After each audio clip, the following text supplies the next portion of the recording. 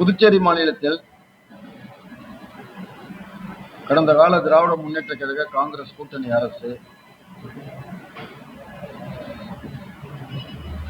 கல்வியில்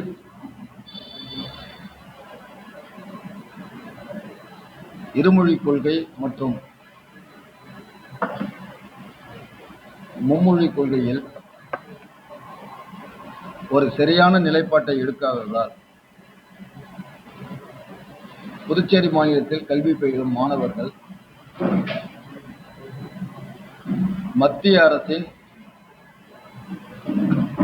தற்போதைய சட்டத்திட்டங்களை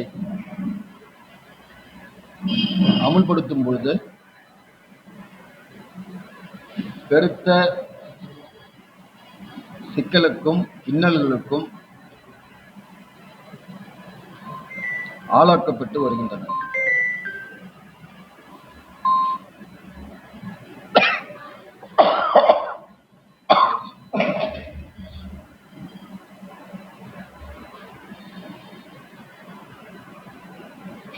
மத்திய அரசானது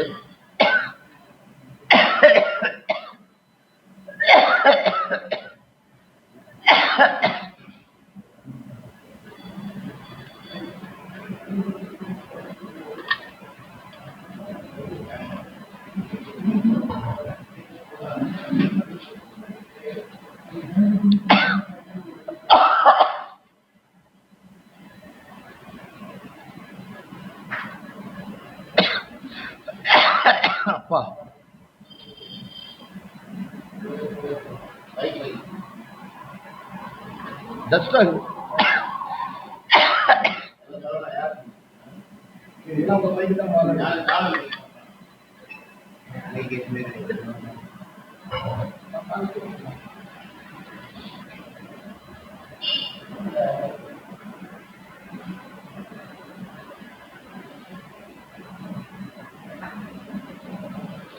மத்திய அரசின்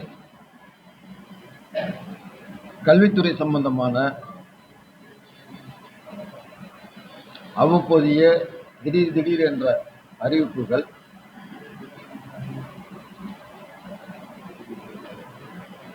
மாணவர்கள் மத்தியில் குழப்பத்தை ஏற்படுத்துகின்றன.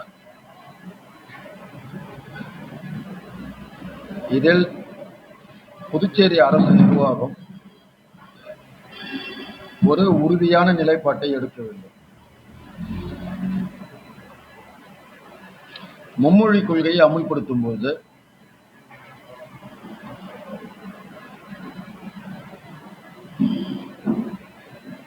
அரசு பள்ளிகள் மட்டும் இல்லாமல்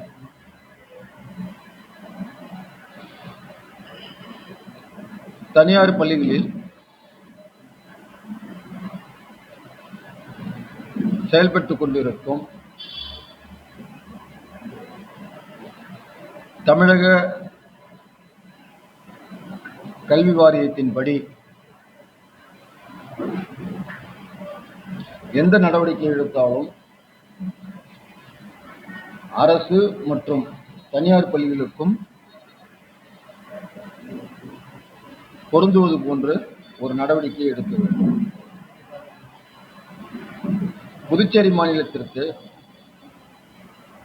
தனி கல்வி வாரியம் இல்லாததால்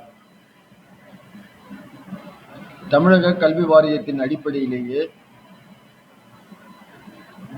இங்கு அனைத்து பாடப்பிரிவுகளுக்கும்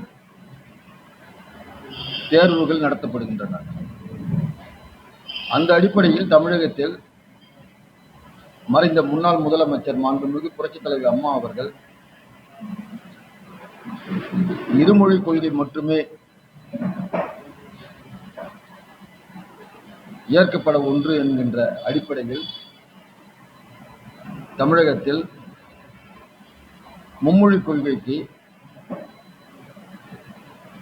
ஆதரவற்ற ஒரு நிலைப்பாடு உள்ள சூழ்நிலையில் தமிழக கல்வி வாரியத்தை நம்பி இருக்கக்கூடிய புதுச்சேரி மாநிலத்தில் மட்டும்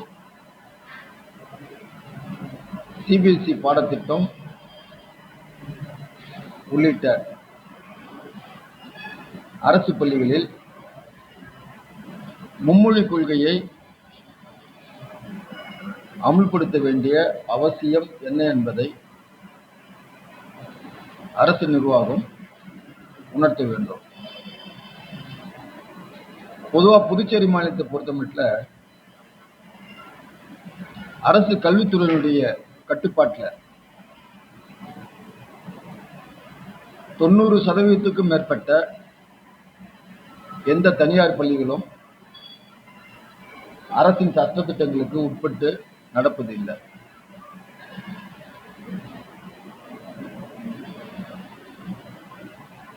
அரசு ஒரு பொது விடுமுறை விட்ட பிறகும் கோடைக்கால சிறப்பு வகுப்புகள் என்ற பெயரில் பல பள்ளிகளில் மாணவர்கள் வரவழைக்கப்பட்டு மாணவர்களுக்கு இன்று வரை பள்ளிகள் திருட்டுத்தனமாக நடத்தப்படுகின்றன. இது சம்பந்தமாக எந்த தனியார் பள்ளிகள் மீதும் கல்வித்துறையானது ஒரு நடவடிக்கை எடுப்பதே இல்லை. அவங்க கொடுக்குற கையூட்டை பெற்றுக்கொண்டு பல கல்வித்துறை அதிகாரிகள் மாணவர்களுக்கு மன ரீதியில் பல்வேறு உளைச்சல்களை ஏற்படுத்துகின்ற விதத்தில் செயல்படும் தனியார் பள்ளிகளுக்கு ஆதரவாக கல்வித்துறை அதிகாரிகளுடைய செயல்பாடு இருக்கின்றது. இது தடுத்து நிறுத்தப்பட வேண்டிய ஒன்றாகும். கல்வி கட்டணத்தில் இருந்து ஸ்பெஷல் வகுப்பு, அந்த வகுப்பு, இந்த வகுப்பு, இப்படி ஏமாத்துறது அப்படி ஏமாத்துறது, சண்டேவில் வந்து கேட்டை சாத்தி வச்சுட்டு உள்ள பாடம் நடத்துறது, அதே போல் வந்து சனிக்கிழமையில் வந்து பாடம் நடத்துறது, ஸ்பெஷல் கிளாஸ்ன்னு சொல்லிட்டு நடத்துறது, +2 படிக்கிற பொம்பளை பிள்ளைங்க வயசு பார்த்தீங்கன்னா 16-17 வயசு இருக்கும், 9 மணி வரைக்கும் ஸ்கூல் திறந்து வச்சு பாடம் நடத்துறது. இதெல்லாம் இந்த கல்வித்துறை என்ன மண்ணாங்கட்டி துறையா இல்லை கல்வித்துறையா, அது இன்னும் அரசு நிர்வாகமானு தெரியல. கண்ணுக்கு தெரிஞ்சு இவ்வளவு ஏகுதானம் பல தனியார் பள்ளியில் செய்யறானுங்க. அவங்களுக்கு ஒரே நோக்கம் 100% வெற்றியை வந்து கொடுக்கணும், பணம் சம்பாதிக்கணும், இன்னும் எவ்வளவு அடிக்க முடியுமோ அவ்வளவு அடிக்கணும். ஆனா அதுக்கு இந்த கல்வித்துறை எப்படி துணை போய் நிற்கிறாங்கன்னே தெரியல. அங்க படிக்கிற பிள்ளைங்களும் நம்ம பிள்ளைங்க தானே.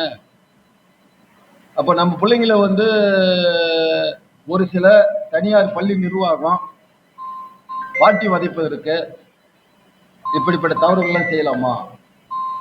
அதே போல கடந்த கால ஆட்சி என்பது கூட இந்த ஆட்சியில கூட எஸ்சி பிள்ளைங்களுக்கு கல்வி கட்டணத்தை அரசு செலுத்தும், எந்த மாணவர்களிடமும் கல்வி கட்டணத்தை தனியார் பள்ளிகள் வசூல் பண்ணக்கூடாதுன்னு சொல்லிட்டு சட்டம் இருக்குது.